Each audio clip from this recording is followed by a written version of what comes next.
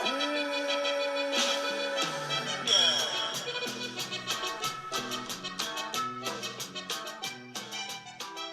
Mija, this is Dayana and I'm Ana Rosa, and this is Mija Let Me Tell You, a space for growing, healing, and figuring life out as first generation Mexican immigrants.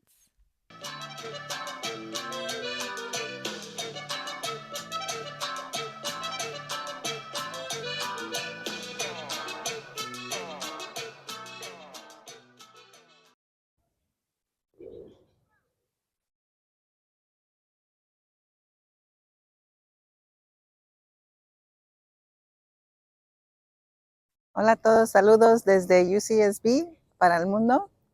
Bienvenidos a Mija Let Me Tell You. Ahora les queríamos dar una introducción diferente, a different introduction. Ahorita estamos en el plantel UCSB en honor a nuestra plática de este episodio que va a ser sobre nuestra experiencia aquí en el colegio. De mi parte, yo vine aquí a UCSB, pueden ver todos los ciclistas. Esto no es nada comparado como puede ser. Usualmente en día regular de aquí hay muchos ciclistas, miles de ciclistas. Campbell Hall es un lugar muy importante en la historia de Mija Let Me Tell You, ya que Campbell Hall es donde nos recibían para los eventos de Raza College Day. Entonces aquí nos recibían el mariachi, el pan dulce. Entonces Campbell Hall, como decimos, es el lugar de los grandes eventos de UCSB.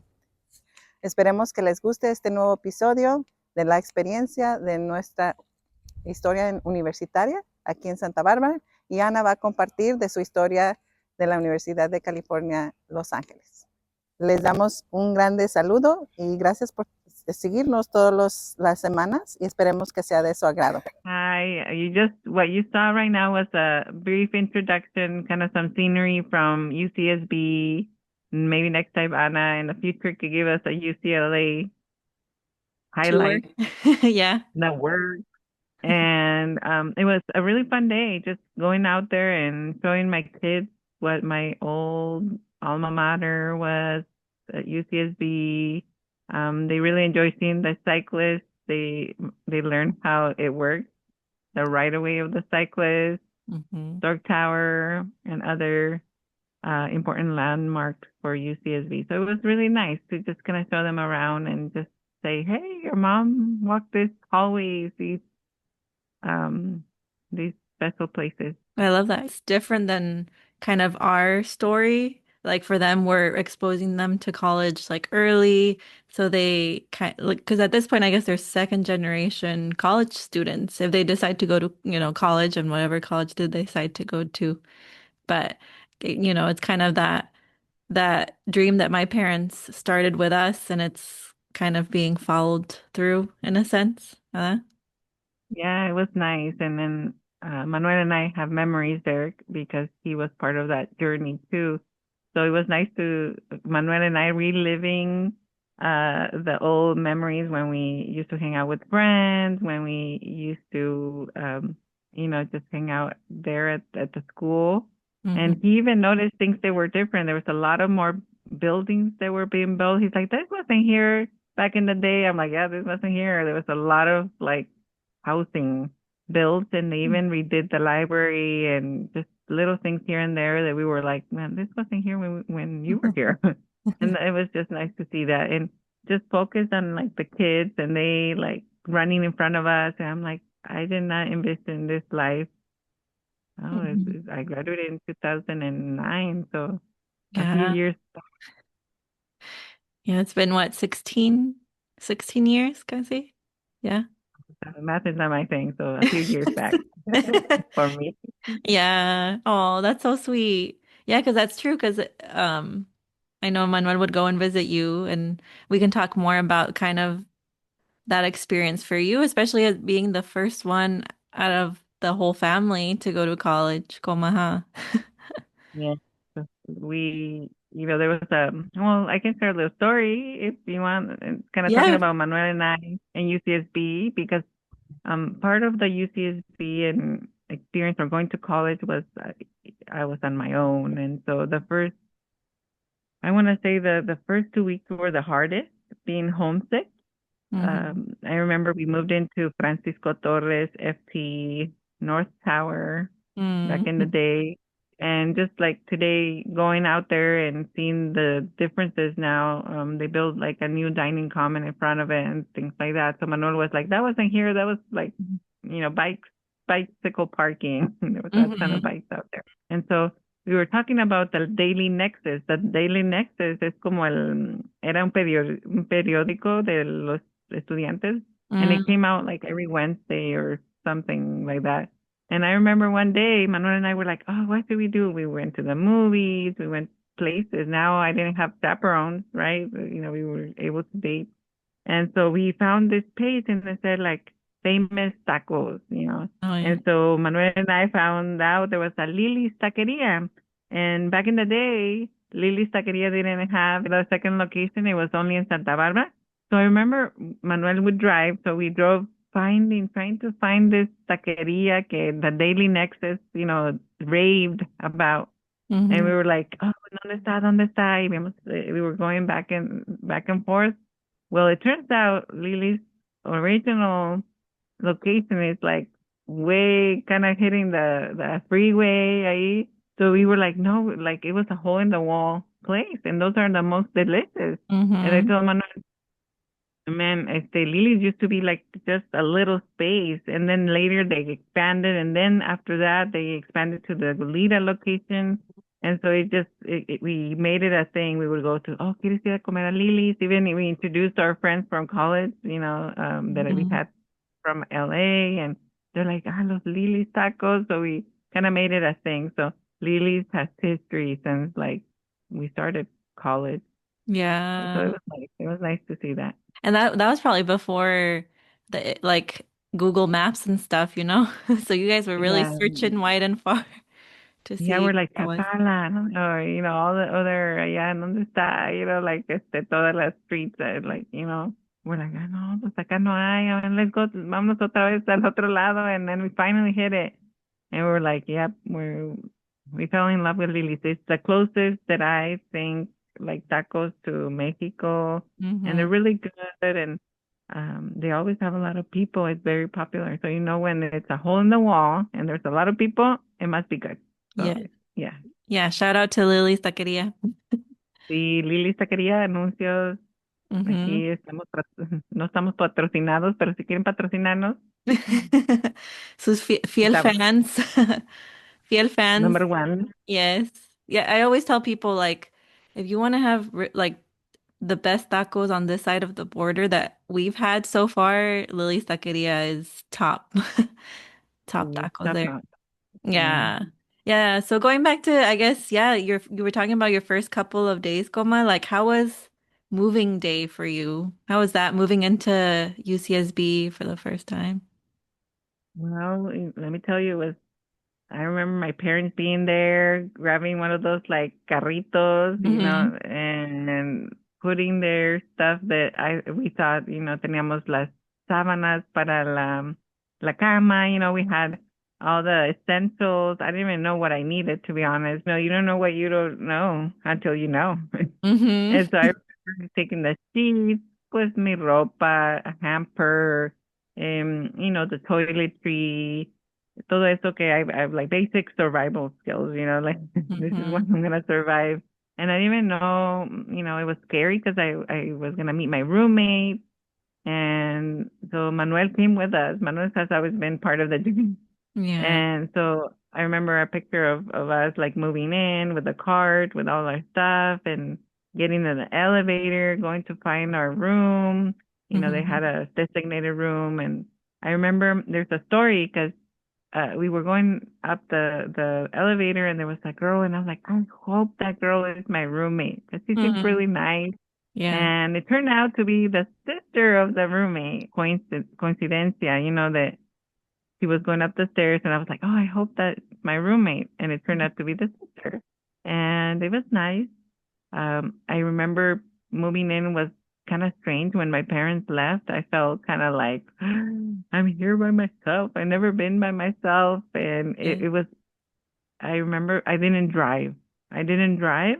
And so it was hard because I couldn't not just pick up and go back home, even though it was 45 minutes away. And Hmm. so for me, it was an experience that I was like, I'm here. I can't drive. I know there's a bus that can take me, and I missed my home. And I remember that when my mom was gonna pick me up for the first time, I was like, Mom, are you here? Are you here? Ya, ya está aquí. Ya la quiero ir. You know, it Oh. was at the beginning cuando no tenías connections, you didn't have friends, you didn't have a routine. It was just kind of hard. And Mm-hmm. I just was very homesick. I miss my mom's cooking. I miss being home. I miss around what was familiar to me. Mm-hmm. But then it was a new journey, and I was learning a lot too. How about you? How was the moving day for you at UCLA? I remember it was scary. Like I had gone, I think even before move-in day, they had like you go like a couple weeks before you move in and you do like a weekend and like you get to see the dorms and you get to like I think sign up for classes and stuff like that. So I remember like I got a little bit of what it would be like a couple weeks before I actually moved in. But yeah, it was kind of like this is a big school. Like I'm definitely gonna get lost. I think it was like kind of like an orientation. I was able to make friends during with my orientation group, and one of the girls that was in my orientation group, Marcela, she turned out to be a Gates scholar as well. So it was like early on, I wanted to find my people, I wanted to see who I could relate to and kind of create that family away from home. But I felt really lucky that I was able to meet her at the orientation and we bonded over being Gates scholars and what that would entail for us. But yeah, come move-in weekend though, I remember like I was just like same. I have a picture with those like big push cart things where you just load like all your stuff and you go to your room and it's like chaotic because everyone's trying to move in at the same time and like LA has horrible like parking situations, so that was like a whole thing I feel like my parents had to deal with. So I remember just like chaos. And then, I got to my room and I think maybe one of my roommates was there, one or two of my roommates were there, and I shared a room with two other girls. And yeah, like trying to like because if you really like those are small spaces and I brought my whole family. I was like, hey, like this is my whole family. And we were all trying, my mom was trying to help me set up the bedding and stuff, and it just seemed like a whirlwind. And then all of a sudden, it was time for everyone to leave, and then like I feel like reality kicked in, and it was like, okay, so this is my new life now. Like this is what my life is gonna be like, and I'm lucky to have had some really great roommates. Shout out to Charlotte. And Coraline I believe was my other roommate, and she was from China actually.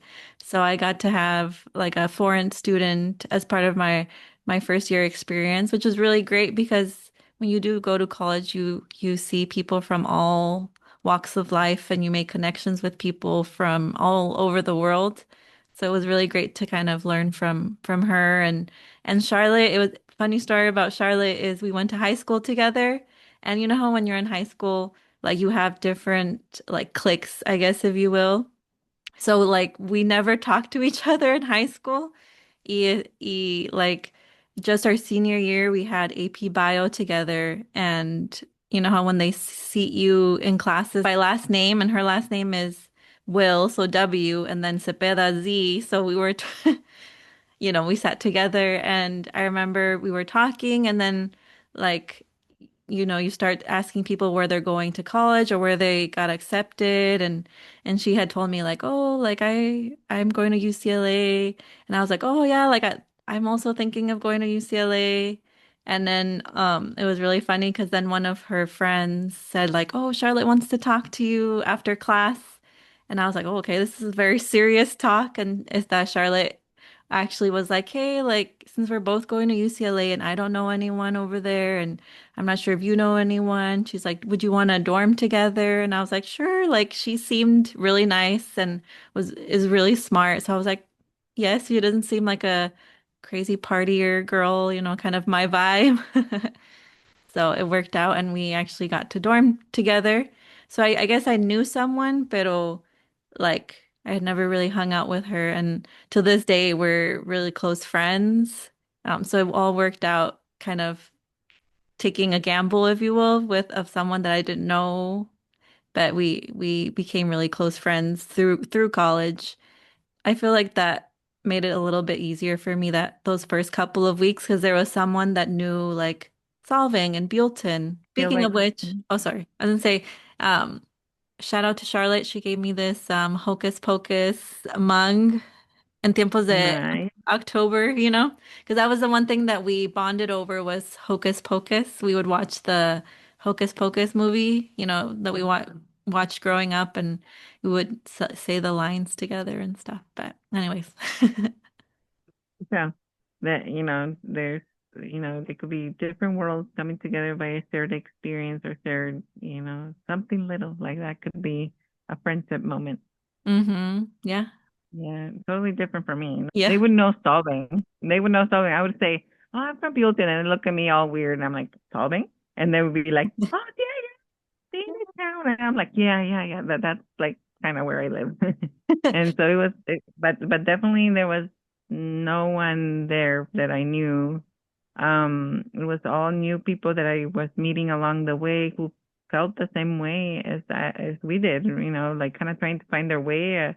Uh, Most of my friends were from LA and not Mm-hmm. very few from here. And so they would, they do come from different walks of life. And I met people from Armenia. And I learned that one of my friends was like, oh, yeah, yo vi like Marimar y Mariela del Barrio. And I was like, Talia? And then in their country, they would see las novelas. Really? And I would be like, what? Like, you know Mariela del Barrio? And then he's like, yeah, allá la vi. They would see las novelas. And so we found some like common ground. I'm like, si conoces a Mariela del Barrio, and I'm like, pues tú eres de los míos, pues, no vamos muy lejos. And so, yeah, it was nice to find that even though we were different, we found things that were in common, and they would see like novelas, in Mm-hmm. Armenia. And I was like, su cultura is like very similar to us. I found out based on what they shared. So it was just interesting to see that a lot of people come together and universities, all walks of life, like you said. Yeah, stepping out of our small town and going to a bigger city and getting to learn about other people's perspectives and how other people live. Like I feel like it's really rewarding to experience that. And I know for me, like the food, like you mentioned, like I was very homesick. And of course, me, Mhm. I used to get separation anxiety, like I said.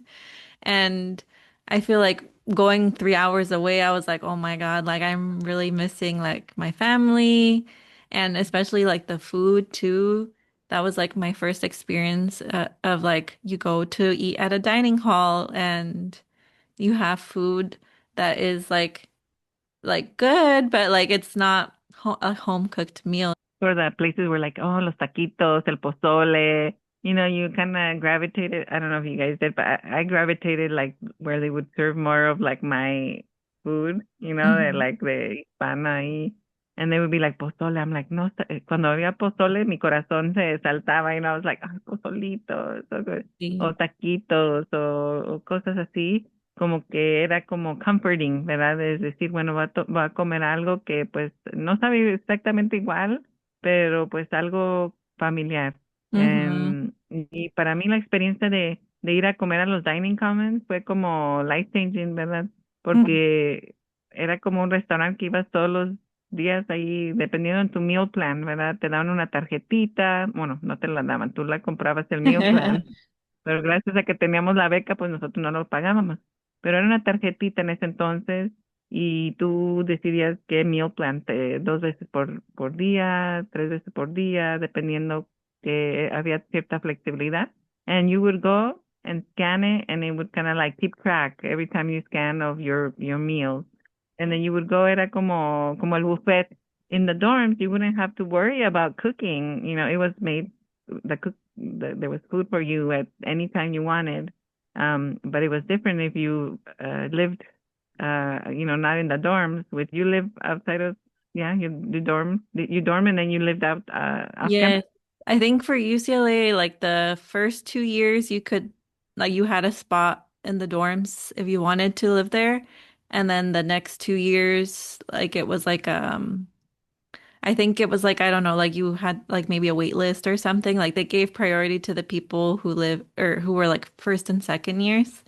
Yeah. So Hmm. I got to live in apartments off campus. And that was, yeah, a whole thing too, because UCLA is on hills, and Westwood is like on the bottom of the hill. And so I didn't have a car.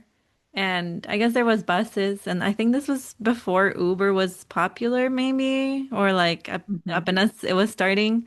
So I remember having to walk all the way to like d down the hill to get groceries and then walking back up the hill to take the groceries back to the house, and it was a workout for sure. And like for me, like I love ice cream, so I was like, oh, ice cream sounds like a good treat. So by the time I got back to the house, it was all melted, so I had to like Yeah. rush and put it into the freezer.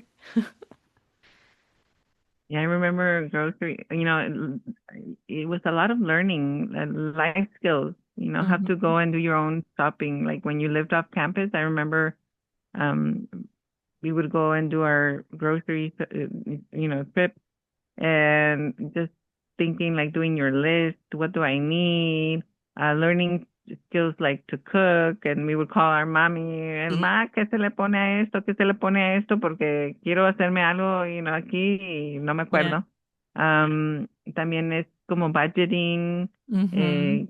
eh, coordinating like chores around the place, you, it's just toda esa convivencia con otras personas, and Yes. we were lucky to get really good friends that would be able to kind of like we get along, but I know not everybody has that luck, sometimes it's like roommates from You hear horror other places. stories of like roommates that are Yeah, just not a good fit for each other, you know?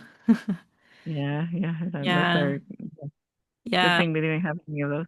Yeah, no, we were lucky. And also like the time management of like, okay, I have, 5 classes, I have tests in all these classes.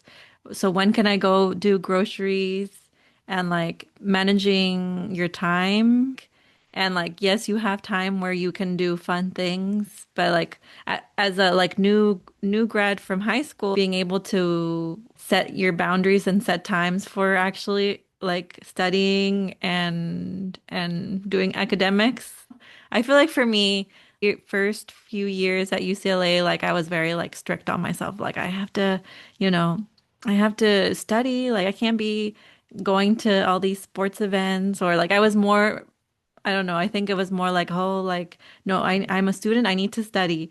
And then, yeah, like towards like the last couple of years, I was like, no, like life's too short. Like we're only gonna be in college, once. And so I was able to do a lot more things. But I remember the first like year or so, I was like very like, no, I'm a student.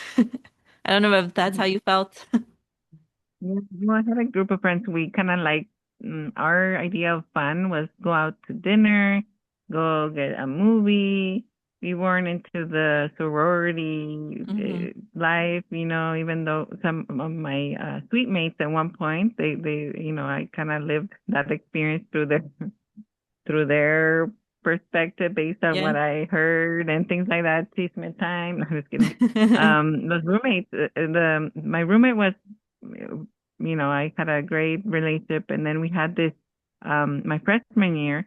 It was like kind of like a suite, two rooms connected by a bathroom. And Mm, so that was my first experience. Like it was kind of like a hotel kind of setting, with your roommate, and then era un baño, so you had to lock the doors from inside the mm, bathroom so that no one either on your side or on the other side came through, and you kind of had to like coordinate like, okay, se está bañando esta persona, espero que like nobody else se va a bañar porque ya después sigo. We didn't have like that communication with them. We just mm, just were totally different, backgrounds, and we just never connected in that way. We never saw each other casi, mm. but we did share a bathroom. It was just kind of interesting, and you like in late, you heard the door slam, and you heard this, and I was like, oh my goodness, like here, Mrs. Goody, good, never had gone out to anywhere, and then there's the opposite of the spectrum. My suite mates were kind of like out and about, and I was like, pues estas cuando hacen tarea, like they're never like yo aquí slaving away, like tengo examen mañana, doing my paper, doing that Eddie, yeah. stuff, and these people like no sé where they find the time. And then I mean, we did go out. We went out to eat, Lily's, the movies. We did like study groups with my friends, and I was lucky because they were very supportive in that way. We had similar interests, so it was nice. Yeah. Yeah. No, that's true. There were like I feel like my group of friends, I mean, we like our thing was to go out to dinner like once in a while and like when you're in LA, like LA is like LA, there's like so much to do. So we feel like we tried going to movies and the really cool thing about Westwood, so it's the Westwood is the town neighboring UCLA, is that they have movie premieres. They close a whole street and like celebrities would come and like that was the whole thing. So my friends and I know I'm living my best LA life over there. Um, but I got to take a picture with like Bradley Cooper, with Johnny Depp, and like Melissa McCarthy. Like they all had at one point like their movies premieres there. So like that was the big thing that my friends and I would like to do. And like it was really fun because coming from Buellton and Solving, small towns, but it was different and it was exciting and you're living that like Hollywood LA life. Really cool. One thing that came to mind now that you're talking about that experience in the movies, and I Hmm. remember one thing that I do regret not doing in college is traveling abroad and studying abroad. And I Hmm. remember sharing with you, Anna, you gotta go. Like I didn't Yes. get to. And tell us more about that experience studying abroad. How did you find out? Like what motivated you to do that?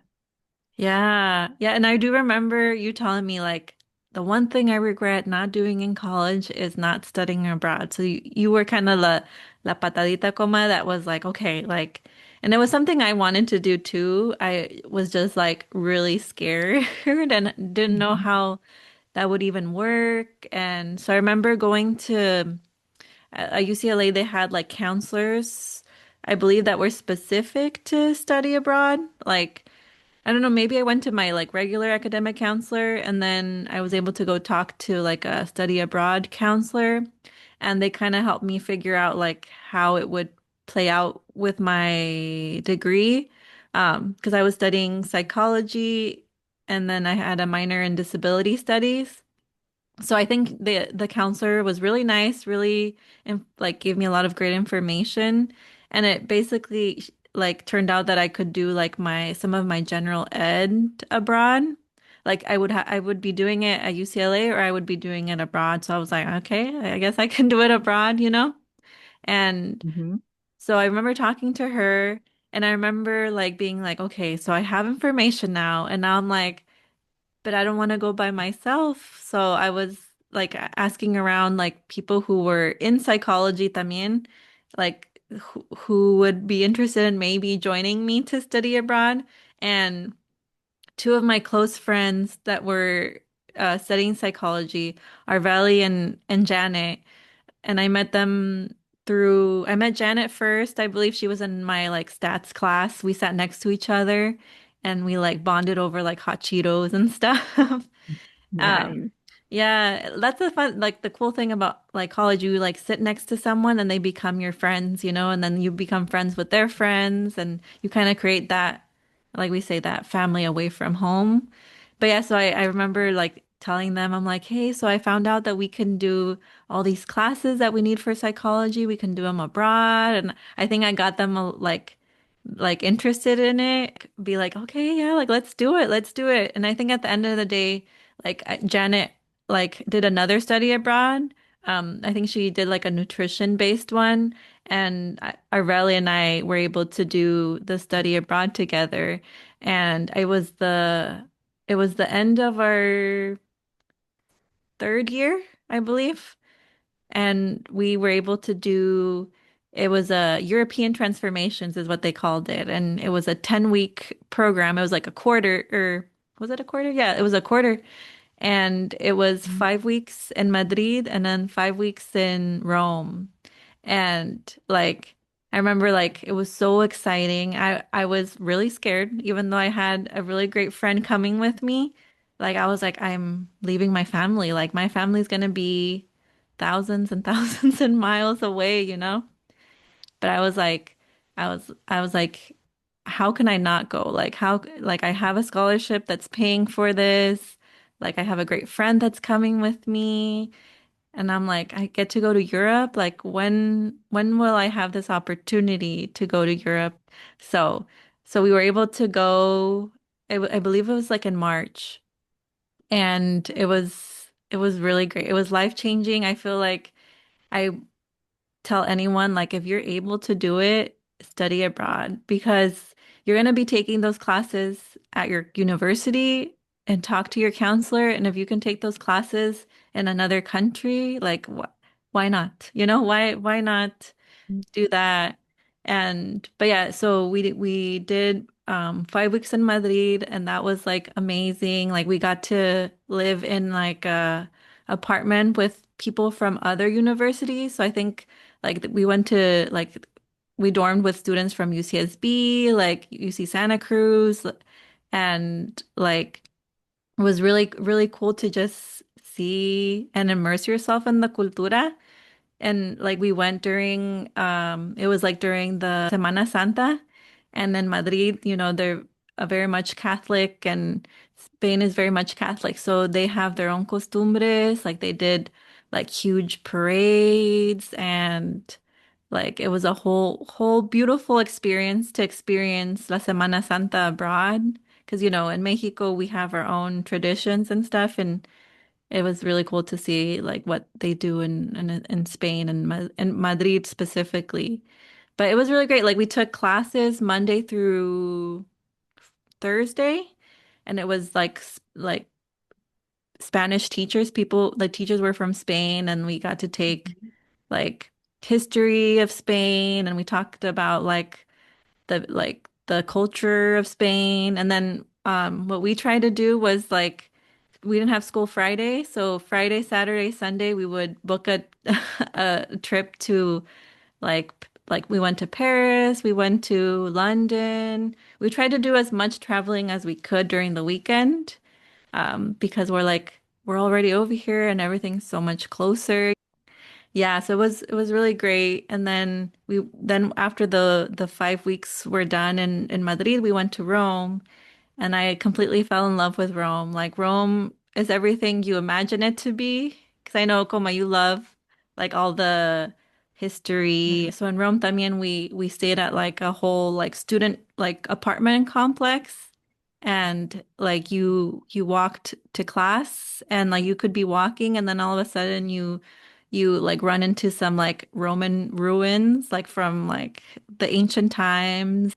You know, ni hablar that like they have really good food, like all the gelato and the pasta and stuff. So it was really great. And like it was the same thing Monday through Thursday we had class and then Friday came and Aurelia and I were on an airplane You somewhere. booked it.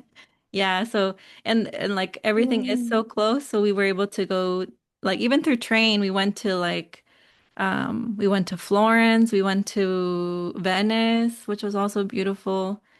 So it was all in all, like study abroad was such a beautiful experience because like it taught me to get out of my comfort zone for one, like leaving my family. And I think I FaceTimed with you guys a couple of times, but like the time difference was a little bit hard because I'd be in class or you guys would be at work. Um, so Mhm. but that like that was a little bit that kept my sanity because I was like, okay, I can see them through at least the phone and like also like immersing yourself in a different culture and learning how people live like is there's beauty in that too, you know, learning that my perspective is not the only perspective, in the world.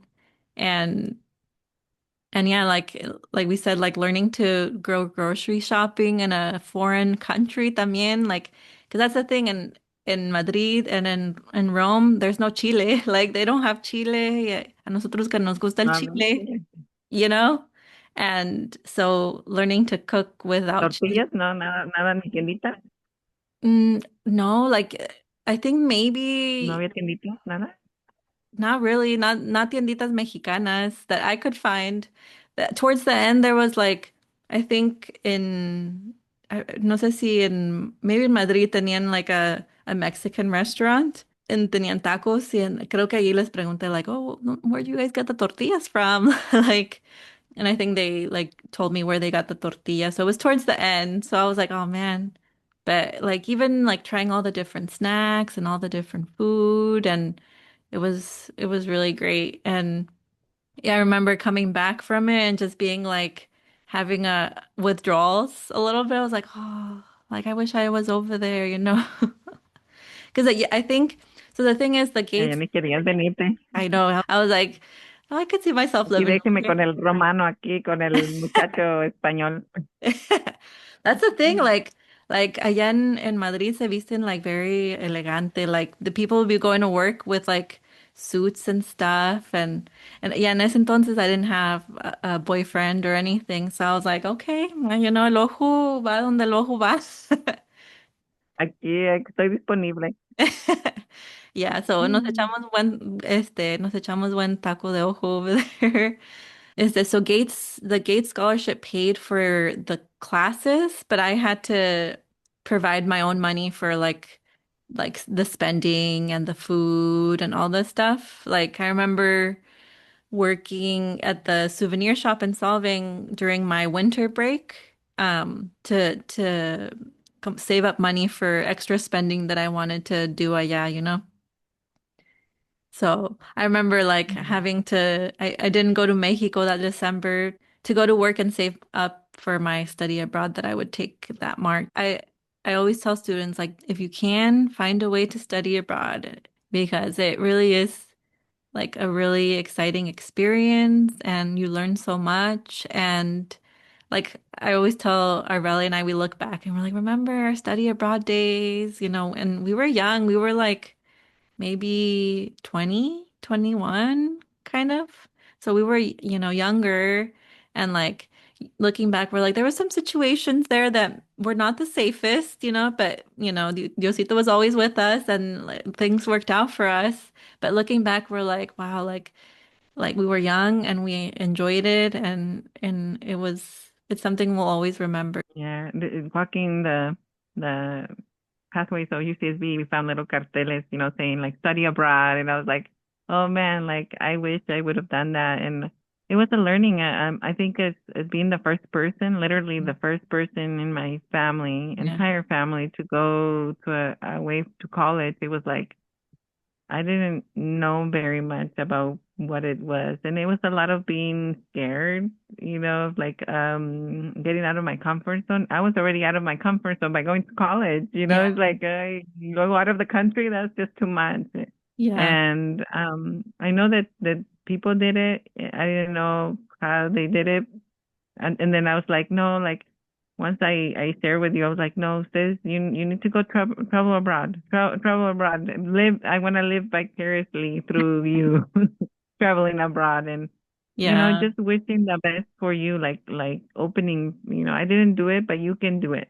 Yeah. Um, Yeah. and I know it would have been a beautiful experience if I were to travel abroad. I would probably have chosen one of those countries. I double major in anthropology and Spanish, so I would have loved to have gone to any country that would been have richness in those areas. Yeah, yeah, that's what I was gonna ask you. Which country would you have gone to, Coma? Well, I would definitely have gone to Spain and Rome and Italy and Egypt. I anything could they see you had. going to Egypt Oh, too. oh yeah. See, if they had a program, I would be there. Yeah, Egypt and las pyramids and even yeah. Mexico Oh, sí. and studying, our own culture, but in areas that, had anthropology, Mm-hmm. archaeology. those are mi mero mole. Even Sí. to this day, Yeah. and a lot of people ask that, and that's the thing. Like, you graduated UCLA. What was your graduation year? Let's see, 2016. Hmm. Mine was Mm-hmm. 2009. So I graduated in 3 years from UCSB. And the reason that happened was because there was a combination of Hancock classes and AP classes. And, before you know it, I felt like those 3 years flew by. It Mm-hmm. was just like, blah, blah, blah. Yeah, you're ready to graduate. You have enough units. You have met your requirements. And I was like, okay, estaba lista, probably, to Yeah. graduate. But I remember the classes that I took were wonderful. The Mm-hmm. professors were wonderful, and had beautiful memories of them. There was one professor who loved Sor Juana Inés de la Cruz. She Oh, studied that. She's from Mérida, and she's there, la profesora Saraput Herrera. And we love her classes porque era una chispa. And I mm, remember, I like to draw.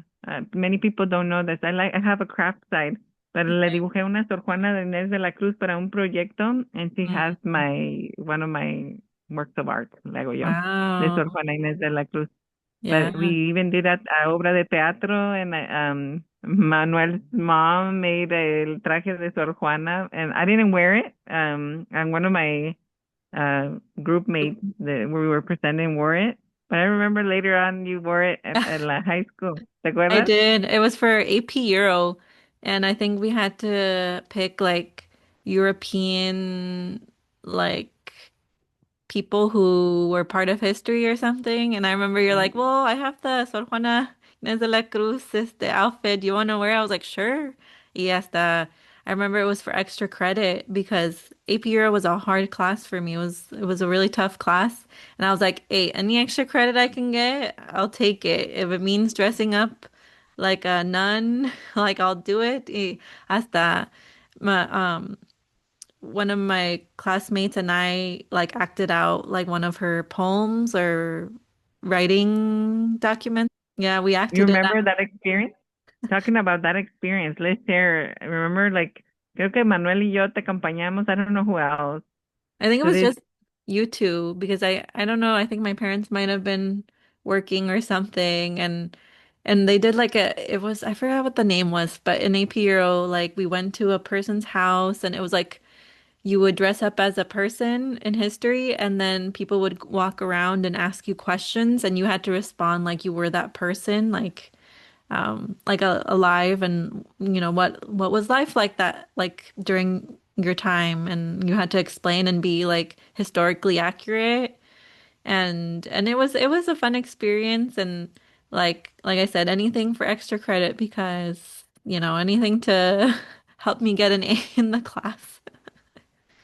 that's funny because what I remember was that we went to this fancy house, ¿verdad? Hmm. Nosotros viviendo en apartamentos acá, Yes, and it then we was a went to this fancy house. nice fancy house, bien así Hmm. acomodada, and we were like, well, honestly, as a companion of you, I felt out of place. One, because Yes.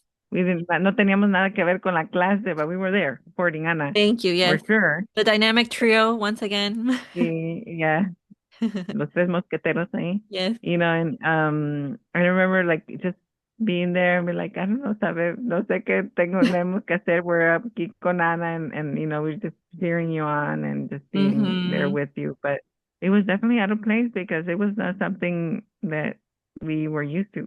It was Yes. a home It was like a that was like ranch and it really, was like someone's house and we're like, "Oh, people live here?"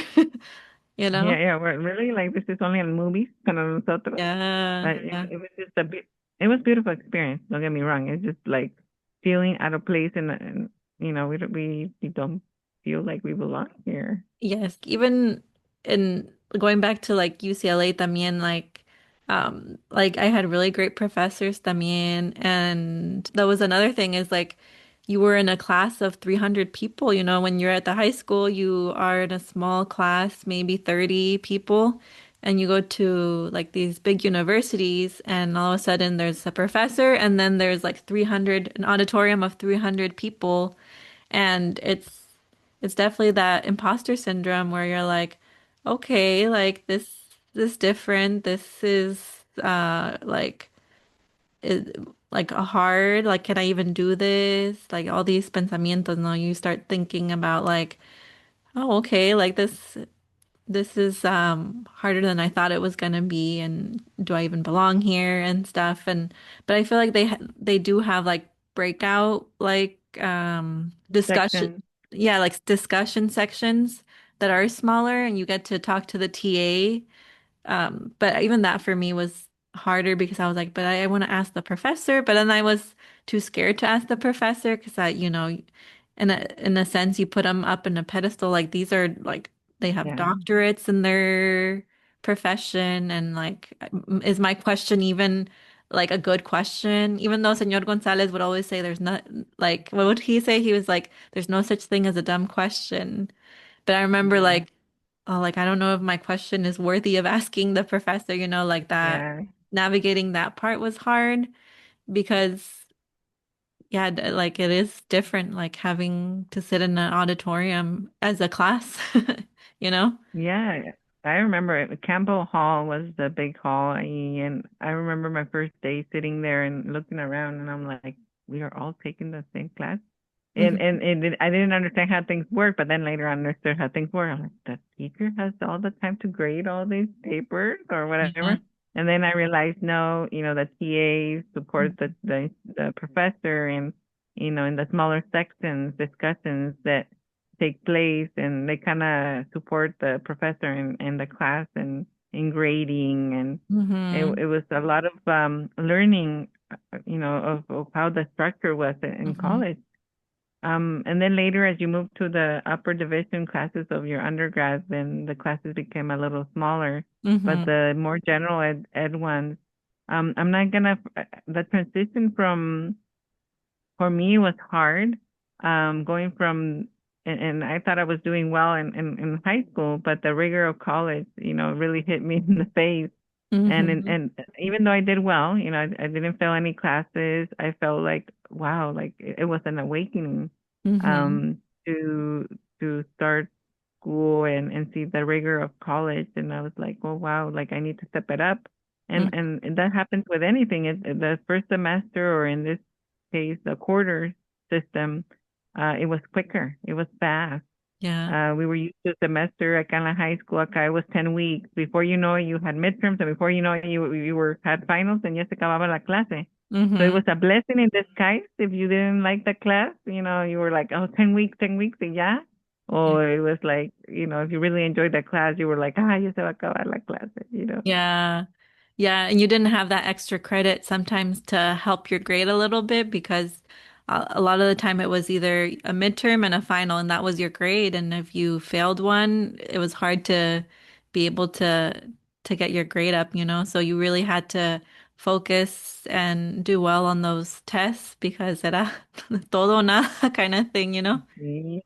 I do Yeah. remember one of those classes, like it was like a science class. It had a midterm and a final. And I remember we took the midterm, y ya que nos regresaron el midterm, like half the class was gone.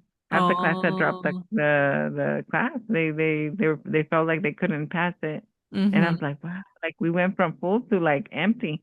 Yeah. Like there was not a lot of students. And Hmm. so that one was a very challenging class. I remember nos quedábamos, we did study groups, we did whatever it take, whatever it took, Yeah. whatever it took, we were gonna make it happen. Because Hmm. it wasn't like a chemistry class, but it was like had to do with genetics or something like that, and Mm. it covered one of our like science requirements. Oh, yeah. Entonces we were like, we gotta pass this or pass it, because I don't want to take chemistry, I don't want to take physics, I don't want to take that. But it was a challenging class, Yeah, but we made it through. We powered through. we did. And that's another thing I remember about college is like when you did have like a midterm, like during midterms week or finals week, like you didn't come home, even though as much as at least I didn't come home. I don't know. I'm sure for you too, Coma. Like we knew Yeah. we had to stay on campus and study because we had to do well in these classes. We would miss out on like family parties and events, and that sacrifice was hard at the time because we would give anything to not be studying and go to like a family party back home. But we knew that we we had to study and do well because that's why we were in college. We wanted to do well and that like I know it was hard, but we knew that in the long run it was going to be worth it.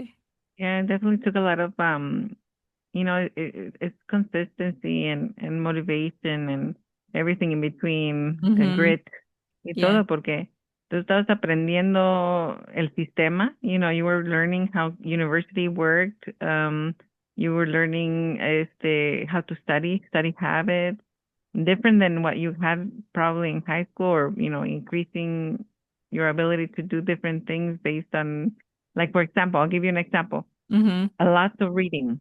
Te Yeah. dejaban pages, like 300 Chapters. páginas para Yeah. una clase en una semana, and you were like, that's just one class, 300 pages. How am I gonna manage that? Yeah. And I think like we just learned to study smart, like read the headings, like Yeah. you just were you made it work, you learned different study habits that you weren't maybe used to using. I'm Hmm. like, acá las 30 páginas que nos dejaron a la semana, one piece of cake, 300 for one class.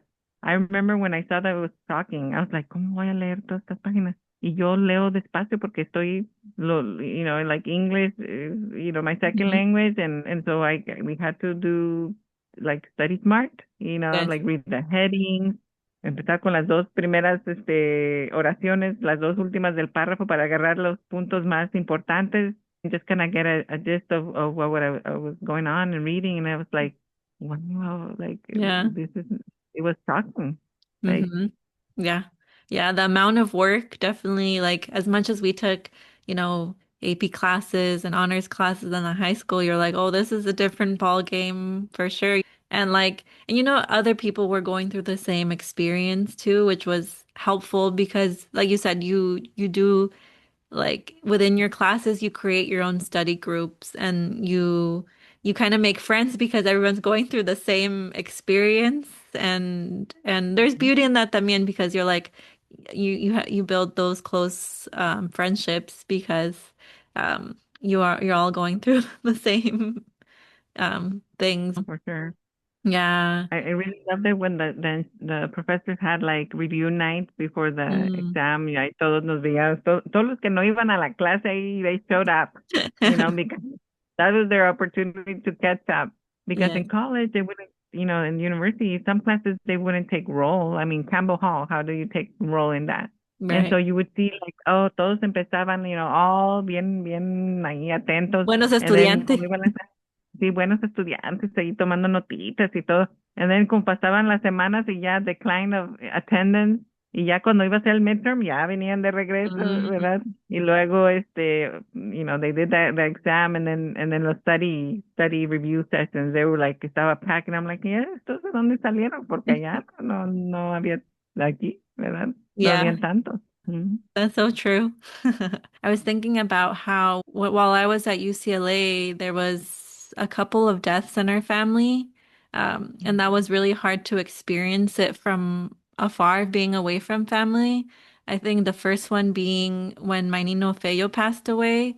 I wasn't able to be there. When I know, like, I think you guys were able to kind of say goodbye and go in person. And I remember just getting a call and my dad saying, "Hey, your uncle's not doing too well." And like I had to say goodbye through the phone to my uncle, and that was a really hard experience for me because what would I not give to be there and be surrounded by family? And I remember um like having to experience that away from family because when there's a death in the family you usually want to be around surrounded by your family members and kind of mourn that way and I remember like it like was really hard for me to experience that because like I said um I wasn't home and then but I did have like a group of my friends like again kind of going back to that family away from home where my friend group was really supportive and even though I couldn't be with my family right there and then like they were my friends at UCLA like Charlotte, Katie, Brianna, Daisy, Aureli, Janet, just to name a few, were like have always been very supportive because I that was really hard for me to experience death and not being able to be at home with everyone. And and then también later on when mi mamá Gracia passed away, I remember like I remember I was in class and I remember I saw a phone call from you. I don't know if you remember that, Coma. And I remember like getting out of class and then going back to my apartment and calling you and hearing the news that my grandma had passed away. And it was really hard. And I remember I was by myself in the apartment. 'Cause by then I was living in the apartments and I was just crying. And luckily I had friends that lived right down the hallway that were there and like, you know, they were able to console me and just be there with me. And it just comes to show that you do create like that um family away from home. Because it was really hard like to experience death and mourn away from your loved ones. Yeah. Definitely hard times. Those were hard years. Mm-hmm. Um, Witnessing the deaths of four people in our family in 2 years, Yes, yeah, because that's true. and that mhm. I was gonna say mi Papa Jose passed away that summer, I believe after mi Nino Feyo. And then mi Nina Adriana passed away once I came back from my study abroad. Hmm. So it was hard. Like those were hard years for our families, one after another, and you were wondering why is this going on? You know, like Yeah, just very one after another that you were like just wondering, like I hope this stops because yeah, you it was like 1 year two of my father's side of the family members passed away, and then the next year two right after each other, not too many months far between yeah. on my mom's side of the family, and that was just very hard Hmm. on the whole family. Just mourning the losses of very important people in our lives, and so Being in college and having to experience that and being away from you guys was hard. You know, I was able to, you know, I think I went the next weekend to be with you guys, but it was definitely different, you know, when you're so far away from everyone kind of thing. But you create your family away from home and like I'm very grateful, like I said, for all the friends that I made at UCLA and I keep in touch with them to this day. You know, we do our like we try to do yearly meetups and trips and because you really do create like friendships that last a lifetime. And then talking about like also like I know I keep on saying like you create your family away from home.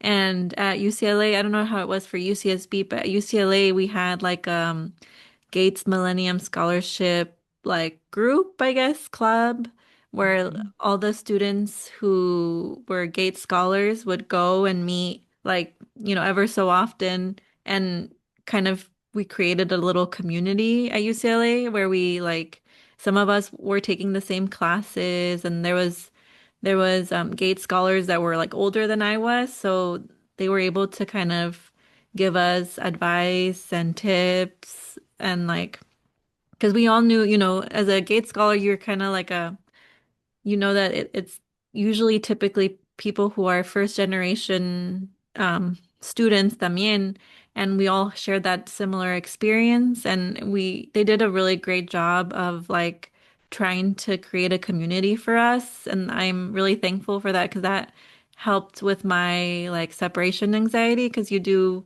like I felt like I belonged in a group there and everyone was going through like similar experiences and we all could relate by getting the scholarship and like you know how like the first year you get the scholarship they send you to a conference where you meet everyone right? Do you meet everyone mhm, yeah. across the country or do you meet everyone in California? I forget who got the scholarship. And Remember, but I don't remember what it was. yeah, But I do. We didn't have a group at UCSB. At least I no? didn't find out there was a group.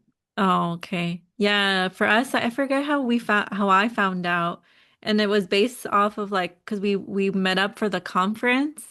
It was and then because the conference was in San Jose, I think, my year. Like, so we flew from LA to San Jose, and like we met all the other students from UCLA that got the scholarship, and from there we're like, hey, like I think it was like we have a group on campus, like you guys should come, and we try to do like socials and stuff, so to like mingle or study también. And I remember, I don't know how you remember your conference, but I remember it was at a fancy like hotel in San Jose. Fancy for me, because we'd never gone to fancy hotels growing up, and like you got to stay in like a room, and then you had like really fancy meals, and like for me, I think it was the dad of Bill Gates that spoke at the conference. But I've heard that sometimes like it was like he would speak, like Bill Gates would speak, or like his then wife would speak. So and I remember being like, wow, this is very fancy. We didn't have a group at UCSB. I wish we had that experience. I think that would have created a community and a Mm-hmm. sense of belonging and another level that we had. Um, I did do remember that I did connect with someone who had shared that they were a Gates Millennium Scholar, and we coordinated. So we went on the train for the first time that I Mm-hmm. went on the train to the conference. For us, it was in LA, and it Mm-hmm. was a really fancy hotel. Like, what I remember was that we had the our own room, very fancy, was really high up. So we were going up on the elevator. I was like, ay, que no haya un temblor aquí. Me daba miedo la cosa. Mm-hmm. And bien fancy, nos trataron muy bien, bien así como bien elegante la comida, y tú no sabías ni qué tenedor usar ahí, porque yo like, Mm-hmm. ay, Dios mío, nunca he experimentado esto. Y me acuerdo que teníamos un chofer privado. Oh, Eh, wow. Parte de la conferencia, daban la oportunidad de do some volunteer work. Y Mm-hmm. yo dije, oh, sí, yo quiero hacer un volunteer work. Y fuimos a un lugar y estamos haciendo care packages. I think there were care packages for people in the army or something. So we would be putting together care packages. Y yo me acuerdo que pues ya se acabó la conferencia y después de ahí we decided to go do some volunteer work, but the other girl didn't go. Mm-hmm. So I was like, I need to go catch my train because I need to go back. And I had they had hired people with like Suburbans, like private chauffeurs. And I couldn't believe it. I was like, you're gonna take me by myself? Like you're not gonna fill this van con otra people and then like que aproveches el viaje para llevar? He's like, no, I'm gonna take you by yourself, you know? And it was Mm-hmm. kind of scary because I was like, sí me voy a llevar. But it was hired obviously Right, right. through the conference. But I felt me van a llevar aquí en el Yes. fancy nice looking vehicle y no van a ir más de que yo. Me senté como así como que Wow. estaba tratando el treatment The y ya me VIP. dejaron la Yeah. VIP y era todo bien fancy. Entonces me llevaron ahí a la estación del tren, Union Station, y allí agarré el tren de regreso. And I was like, wow, mi primera vez yendo a Los Ángeles sola, mi primera vez yendo en tren sola, mi primera vez en esta conferencia bien fancy que pues no me la esperaba, mi primera vez con un chofer privado ahí. And I was like, Mhm. wow, de verdad sí, el Gates Millennium Scholarship, aparte de que they would help you with your schooling, they really give you that treatment. They really provided you with the experience that they probably knew that you hadn't had before. Right. And so it was a community, and they created that community through the conference and networking, and they taught Hmm. you a lot of skills that I wasn't aware of. Yeah. Networking. Ay, qué es eso? Networking. Yes. You know, y me daba vergüenza hablar con otras personas de qué hablo, qué le voy a decir. Hmm. Entonces, te daban la oportunidad to network and get to meet people and connect with people. Mhm. Yes. Yeah, I remember in the conference there was like workshops, and one of them was like how to tie a tie, like because they knew a lot of the students probably don't know how to tie ties to go to job interviews and stuff. And I remember also there was another video that they showed where like what's the proper etiquette when you do go out to eat at a restaurant and there's like a million forks and a million spoons and stuff. And like the one thing I remember that stayed with me was that when you're done, you cross your I think you cross your fork and knife on top of your plate, and that signals the waiter that you're done with your plate. And I was like, okay, if I ever go to a fancy restaurant, that's what I'll do.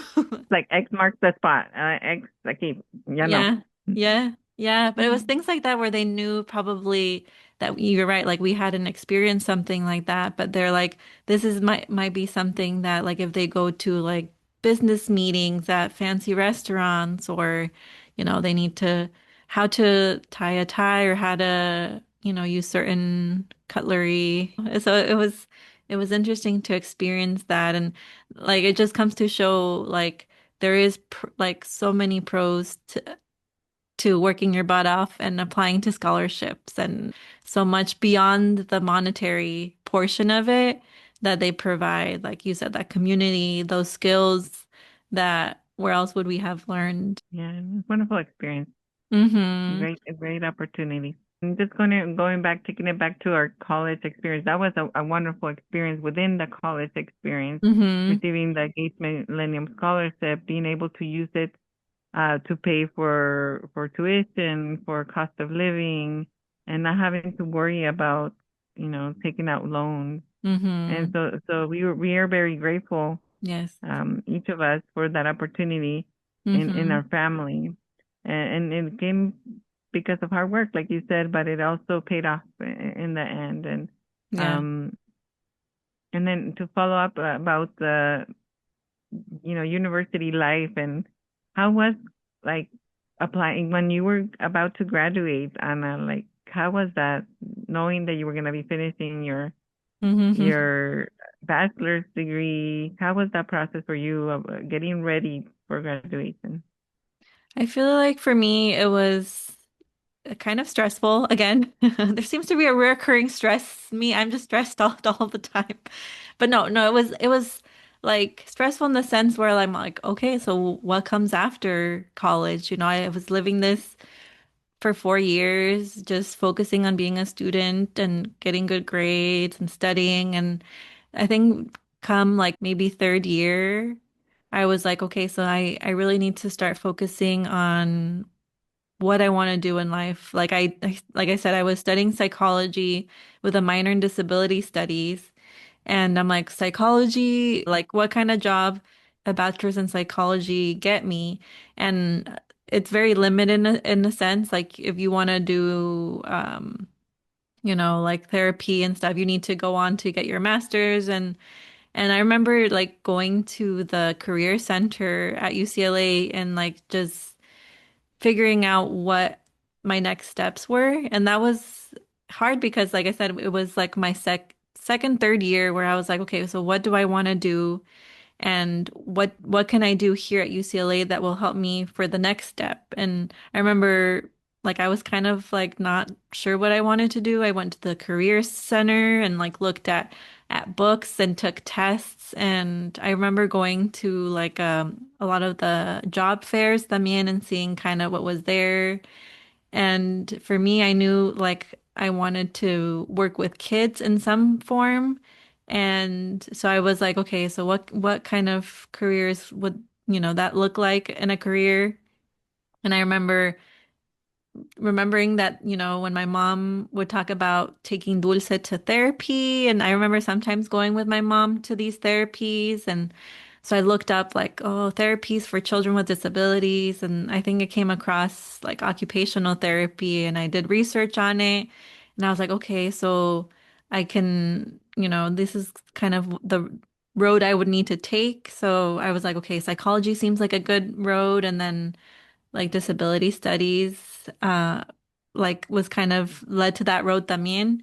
So I remember for my disability studies minor, I had to do like a final project, and I did my project on like health disparities or disparities in information for parents with children with disabilities that were Spanish speaking and kind of seeing what the barriers for obtaining services were for these parents and for their kids.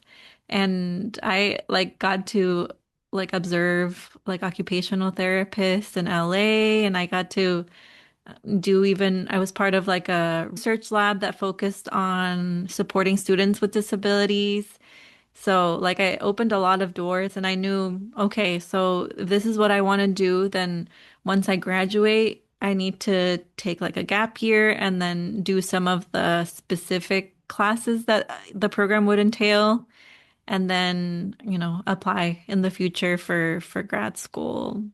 How about you? For me, I did anthropology in Spanish, and I graduated from UCSB, and the graduation part came very quickly. 3 years into the getting into UCSB, I was already getting ready to be done. And for me, it was like, wow, what comes next? I didn't even know all those things that you knew what to do. I didn't know what to do. I was like, Mhm. well, I petition for graduation. How do we do that? Yeah. I'm ready to graduate. And it's like, what do I want to do next? And that's where I took time to think and really discover that journey for me. And I got married after, Hmm. I was like, how old was I? I was not even 22 when I got married with Hmm. Manuel, but then I took a year, but we knew that we didn't want to start a family yet until, I knew I was going to go to my master's.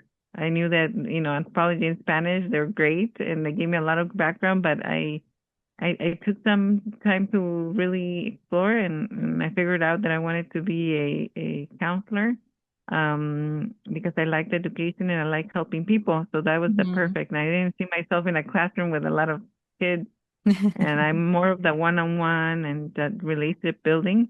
And so I was like, one day, I think I took a psychology class with you, I think, I at think so at Hancock. Hancock and Lompoc. Hancock Lumpa. Remember, we were Hmm. taking it. I remember we rented the book, and I was returning the book to the campus over there at Santa Maria, and I saw someone like a university tabling. I'll leave that university secret for the next Hmm. whenever we have that episode on the master's degree. And Yeah. they were tabling, and it was just perfect. It was perfect. Like I was looking for that program, and a program that adapted to a working professional, because by then uh, I was in the process of getting a job, and I was looking for something that would create that flexibility. And Hmm. so that was then it's history. But yeah, I decided that when I graduated from UCSB, I didn't know you could start looking for a job like before you graduated. I thought you already had to have your degree and then start looking for a job. Some people Hmm. started looking for a job before they graduated, like months before. And I was like, no, pues todavía no acabo, no one's gonna hire me, and no tengo el degree. And so, it was a process, different process. I just felt like I felt very naive, to be honest, because as a first Hmm. generation college student, literally the first person in your family to go to Yeah. university, you're like como a ciegas. Even though you're looking around, you kind of feel like there's a level of like you don't know what's out there because nobody before you has told you even that remote process of, oh, there's a career center. Well, pues yo no ni sabía que era el career center. And, now I know what a career center is. But back in the day, it was like, it's like you see things, but they don't click. Like Hmm. there's this stuff, this stuff, this stuff, this stuff. I even missed like important deadlines for Hmm. some scholarships, because I was like, I didn't know, like I didn't have that notion of direction. Um, pero, we made it work, Hmm. and we graduated, and it was like, when literally when someone comes to my office and they're like, well, I don't even know where to start. I'm like, I totally get you. And Yeah. let's just start from the basics, Hmm. because don't assume that someone already knows the way, or it's como a diferente perspectiva de que les viene fácil. I'm like, no, you don't know the struggle, Hmm. and so it's like, because we went through the struggles, now we understand. If a student says, no sé ni de dónde empezar, well, let's start from the basics, Yeah. the very basics. And there's not such a thing as not an appropriate or smart question. Every question is worth a lot. And Yes. I tell students, if you're in a classroom, anímate a preguntar because you never know how many students have the same question as you. And Mm-hmm. they will be so relieved that you asked the question because I was one of those students when somebody else asked the question and they were like, alguien preguntó que no me animaba yo, Yeah. and it's just life changing. Mm-hmm. So, if you like helping people, ask those questions. Yes. No, I love that. I love that because that is so true. You don't know who's thinking the same thing, but is too scared to raise their hand and ask. And we talk about like those helping hands throughout this podcast and there was definitely, like I said, I'm very grateful to you, Coma, too, because I feel like you instilled in me like so much knowledge from your experience, and you kind of led the way for me to be able to kind of go through my college experience, and Jose también, you guys went before me, so I had a little more like I guess more of an idea of what it entailed, and so I'm very grateful for that. And all the opportunities that came from going to school and all that. So I'm grateful for that. That was a new experience that my parents had never experienced. I remember like some of like my friends that were at UCLA, like they're like, let me call my mom and see if they had an experience like this when they were in college. And I was like, well, I can't do that. Like I can, like I always talk to my mom in la noche. That's the one thing. It was a phone call every night when I was at UCLA. Que no faltaba the phone call. I would call my mom every night just to check on how they were doing. And I tell them like, oh, like I'm really stressed out about a test or a class. And, my mom, they did their best. My mom and my dad did their best with what they had. They encouraged us. They're like, ay, mija, like, just try your best. Like, Dios está contigo. Like, they would provide that kind of support that meant like so much to us because they weren't there with us, but they were rooting for us from afar for an experience that they've never Viewpoint. lived. Yeah, but they were always there for us, and I'm always grateful that like they would always check and see like, how are you guys doing on money? Like, is everything okay? Like, do you need any mandado? Or I know I remember I would go back home on the train because that's how I went from. I would take the Amtrak bus would come to UCLA and then it would from there would take you to a train station. Then I would take the train to Goleta and that's where my parents picked me up and that's how I went home. And, I remember my mom would sometimes pack me like some leftover food or she'd make some food that I would then take on the train back to UCLA. So like taking like a little piece of home with me. Did you have something like that too? Que no faltaran las llamadas a la casa cada noche. Mm-hmm. La bendición de mi mamá por el Mm-hmm. teléfono nunca nos faltaba. Yeah. También sus consejos de mija, échale ganas, like you said, tratando de animarnos en una experiencia que they weren't familiar with. Mm-hmm. They can only imagine what we were going through. They kind of lived a little bit of what we went through in high school, but now at a distance. And Mm-hmm. so my mom, como la bendición de toda madre, ¿verdad?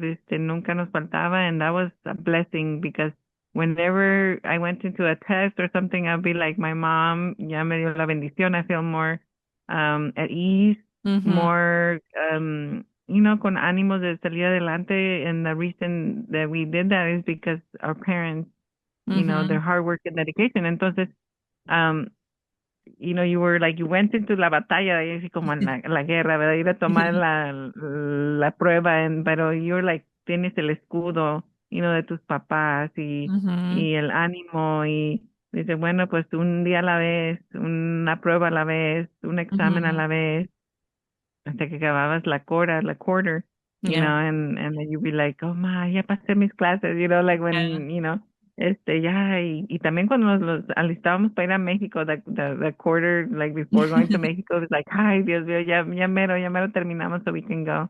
Mm-hmm. And so Yes. they, my parents had always been there for me. They supported me. I didn't drive then, I didn't get my license till like I was almost before getting married. and they would drive me to and from Mhm. um Buellton to Goleta, and me llevaba la laundry para allá a la casa, ella la hacía y luego me la traía de regreso, and Mhm. they sacrificed a lot in that journey, even though they couldn't share with us their experience because they didn't have the opportunity to go through that experience, but they Mhm. supported in other ways, which made such a Yes. big difference. Yeah. No, that's true. Very true. Like I remember, like you said, going into some more scarier exams and kind of being like I would tell myself like my parents came to the like they moved to a whole new country and started a whole new life in a place they don't know the language or the culture. Like it for me like it would give me a little more like animal. I was like if they did all that, I can do this I can do this little test. Like it's gonna be fine. You know what I mean? Like Yeah. like Era la perspectiva. It's all about perspective, it's all about perspective. Yes, yeah. So forever grateful for all of my parents' support because we are where we are now because of their hard work and dedication and their sacrifice. So we love you, Mama and Pa. Mi Pa, Y we love you. we love you. Gracias por todo. Muchas gracias. Eternamente siempre agradecidos. Sí, eternamente agradecido con ustedes. But so many great memories that we experienced while we were in college and that have shaped us one way or another to who we are and forever grateful for those experiences. But yeah, I think this is a good place to stop the podcast for today. And before we say goodbye, we wanted to give a shout out to Monica for coming on our podcast and forever grateful for her sharing her story. If you haven't listened to our previous podcast, go and listen because Monica is an inspiring woman and she shared her story of determination and hard work and we were just so inspired by her story, ¿verdad, Coma? Yes, definitely. Monica is a grand human being, and Mm-hmm. she brought to us her life experiences and very motivating. And Mm-hmm. so we're grateful for Monica, and just stay tuned. There's more special guests coming your way, and we are so happy that you're tuning in, that you're enjoying the different guest speakers because each one comes with to us with different lived experiences. Yes. Yeah. And I feel like sharing your stories is so important because you don't know who needs to hear your story. Some people might say, my story is not that important, not interesting, but I feel like there's so much power in everyone's stories. And I think that's why we wanted to make the Mija, Let Me Tell You podcast. We wanted to make it a platform where we could share our stories from wherever you are in the world. Your story is important and it has so much power, and sharing it is so valuable to other people because it creates community, creates strength, it creates magic, if you will, and inspires others, como la historia de Mónica. Inmensamente agradecidos con Mónica and her story for sure. But yeah, so like Mikoma said, tune in, new episodes every Wednesday. We love sharing our stories. And if you'd like to be a guest on one of our podcasts, si les gustaría ser un invitado especial, mándenos un mensaje, send us a message. We'd love to have your story be shared on the Mija, Let Me Tell You podcast. And for now, con gratitud, this is Mija, Let Me Tell You.